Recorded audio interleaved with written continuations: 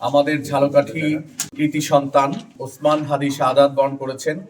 তার অসমাপ্ত দায়িত্ব পালন তথা ইনসাফের বাংলাদেশ প্রতিষ্ঠার জন্য আমরা বদ্ধপরিকর। কথা বলছি ঝালকাঠি 2 আসনের গণমানুষের আস্থার প্রতীক দাঁড়িপাল্লা, সেই মার্কার প্রতীক নিয়ে যিনি ভোটের মাঠে আজকের প্রথম শুরু করেছেন শেখ নেয়ামুল করিম।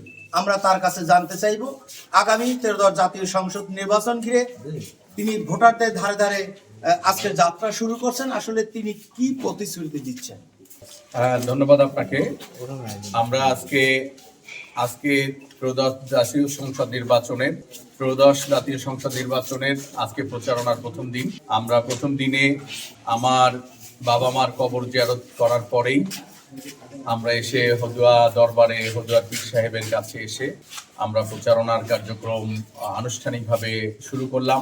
আমরা এদেশের জনগণের কাছে আমরা এটাই প্রত্যাশা করি যে আমাদের বাংলাদেশকে সামনের দিকে এগিয়ে নিয়ে যাওয়ার জন্য জুলাইয়ের চেতনা তথা জুলাই শহীদদের অসমাপ্ত দায়িত্ব পালন করার জন্য এবং আমাদের ঝালকাঠি কৃতি সন্তান ওসমান হাদি শাহাদাত বরণ করেছেন, তার অসমাপ্ত দায়িত্ব পালন তথা ইনসাফের বাংলাদেশ প্রতিষ্ঠার জন্য আমরা বদ্ধপরিকর। আমরা ঝালকাঠি নর্থ সিটিকে সম্পূর্ণরূপে সন্ত্রাস মুক্ত, দুর্নীতি মুক্ত, চাঁদাবাজ মুক্ত একটি মানবিক ঝালকাঠি হিসেবে গড়তে চাই এবং এই এলাকাটা যথেষ্ট অনুন্নত এলাকা। বিশেষ করে আমি বর্তমানে যে এলাকা অবস্থান করছি, এলাকার যাতায়াত থেকে শুরু করে এলাকার স্বাস্থ্যসেবা, চিকিৎসা, শিক্ষা সেবার ক্ষেত্রে যথেষ্ট অনগ্রসর রয়েছে। আমরা এই সকল মানুষের কাছে বড় এই সব সমস্যার সমাধানের জন্য আমরা কথা বলছি। বিশেষ করে আমি যেখানে দাঁড়িয়ে আছি এই এলাকাটা একটি বড় সমস্যা হচ্ছে নদী ভাঙন। আমার সামনে যে দেখা যাচ্ছে এরিয়াটা, এই এরিয়া থেকে অনেক দূর পর্যন্ত এই এরিয়া ছিল, কিন্তু ভাঙতে ভাঙতে আজকে প্রতিষ্ঠানটাও ভেঙে যাওয়ার উপক্রম। এবং এই হদুয়া, বৈশাখিয়া, রাজাবাড়িয়া থেকে বেশ কিছু এরিয়া আছে যেখানে নদী ভাঙন প্রবণ। যে ভাঙন প্রতিরোধের ক্ষেত্রে ইতিপূর্বেও আমি মানববন্ধন করেছি এবং নদী কমিশনের চেয়ারম্যানের সাথে আমি যোগাযোগ করেছি। এটার পাশাপাশি পানি উন্নয়ন বোর্ড সহ সংশ্লিষ্ট কর্তৃপক্ষের সাথেও আমি কথা বলেছি। ওনাদের পক্ষ থেকে আশ্বস্ত করা হয়েছে, কিন্তু আমি মনে করি এখনো এই সন্তোষজনক অগ্রগতি আমরা সাধন করতে পারি নাই। তো এই ক্ষেত্রে আমরা আশা করছি এই এলাকার আমরা যদি ইনসাফের একটি রাষ্ট্র প্রতিষ্ঠিত হয় তাহলে জনগণের এই দুর্দশা লাঘবের জন্য আমাদের প্রথম ও প্রধান পদক্ষেপ হবে ইনশাল্লাহ। এবং সর্বোপরি আমাদের কথা হচ্ছে এই এলাকা কৃষি প্রধান এরিয়া, কৃষকদের অধিকার প্রতিষ্ঠিত করা, ন্যায্য মূল্যে তাদের কৃষি উপকরণ প্রদান এবং তারা যাতে উৎপাদিত ফসল ভালোভাবে বিক্রি করতে পারে সেই নিশ্চয়তা দেওয়া রাষ্ট্রের একটি ঐতিহাসিক দায়িত্ব। এক্ষেত্রে কৃষি ঋণ উইদাউট ইন্টারেস্টে যাতে লোন দেওয়ার ব্যবস্থা করা যায় রাষ্ট্রীয়ভাবে কৃষকদের জন্য, সে ব্যাপারে আমাদের পক্ষ থেকে দাবি করছি এবং এটা কৃষকদের অধিকার বলে আমরা মনে করছি। সর্বোপরি আমরা একটি উন্নত ঝালকাঠি নর্থ সিটি এবং বাসযোগ্য ঝালকাঠি নর্থ সিটি গড়তে চাই এবং এই গড়ার স্লোগান দিয়ে যে আমরা এতদিন কাজ করেছি, ইতিমধ্যেই আমরা আনুষ্ঠানিক প্রচার না হলেও অনানুষ্ঠানিকভাবে মানুষের কাছে যে গিয়েছি তাতে ব্যাপক জনপ্রিয়তা, ব্যাপক সাড়া আমরা পেয়েছি। আমরা আশা করছি এই এলাকার মানুষ যেভাবে সাড়া দিচ্ছে তাতে আমরা এই আসনে ইনশাআল্লাহ বিপুল ব্যবধানে ইনশাআল্লাহ আমরা বিজয়ী হব।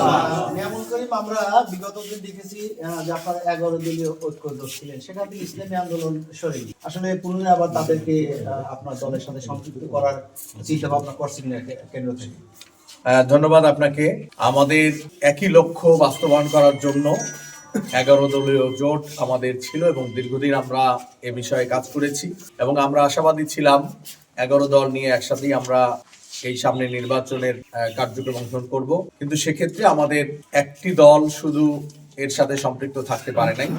তবে তারপরও আমাদের এখানে 10টি দল, আপনারা জানেন 10টি দল আমাদের একত্রিত আছে এবং এই 10 দলের মধ্যে আপনারা জানেন জামাত ইসলামী পাশাপাশি এখানে লিডিং পজিশনে অন্যান্যগুলোর মধ্যে এনসিপি রয়েছে, যারা জুলাই যুদ্ধের সামগ্রিক ত্যাগের সাথে যাদের সম্পর্ক সেই এনসিপি রয়েছে, এবং বাংলাদেশের ৭১-এর স্বাধীনতা যুদ্ধে যারা সবচাইতে অগ্রণী ভূমিকা পালন করেছেন, যে সকল মুক্তিযোদ্ধারা, সেই মুক্তিযোদ্ধাদের মধ্যে যারা জীবিত আছেন তাদের মধ্যে কর্নেল অলি আহমদ অন্যতম।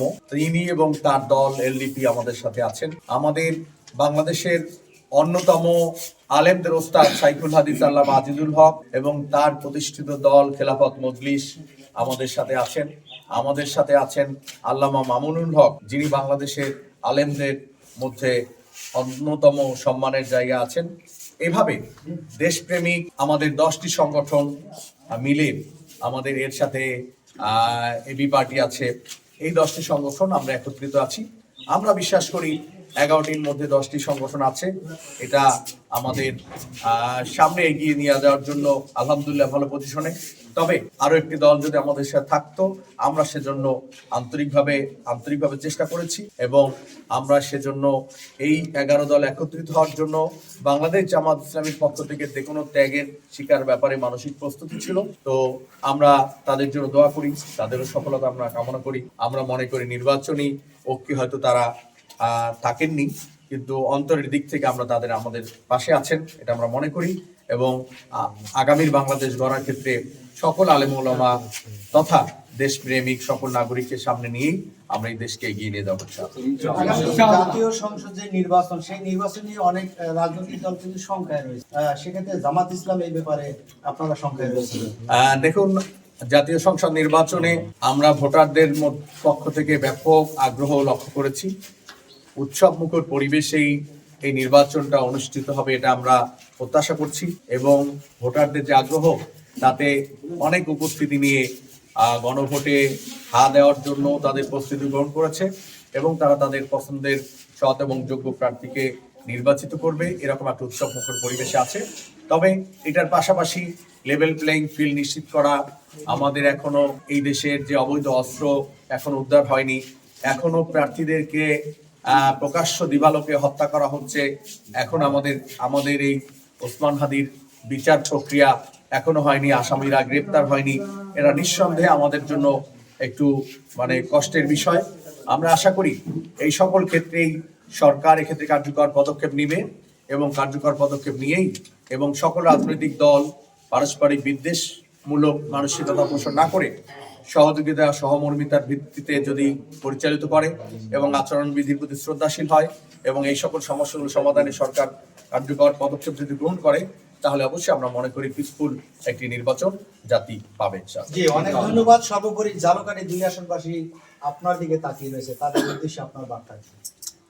আমাদের কথা হচ্ছে, এই ঝালকাঠি দ্বিতীয় কলকাতা হিসাবে পরিচিত এবং নলছিটি বাংলাদেশের দ্বিতীয় পৌরসভা। আমাদের যে প্রাচীন ঐতিহ্য, এটি প্রাচীন একটি নদী বন্দর এবং বাণিজ্যিক নগরী।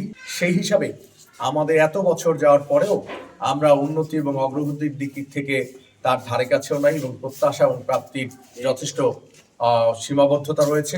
এর বড় কারণ ছিল, এর আগে যারা রাষ্ট্র পরিচালনা করেছে তারা এই জনগণের কথা ভুলে গিয়ে নিজেদের চেয়ারের স্থায়িত্ব নিয়েই বেশি চিন্তিত ছিল।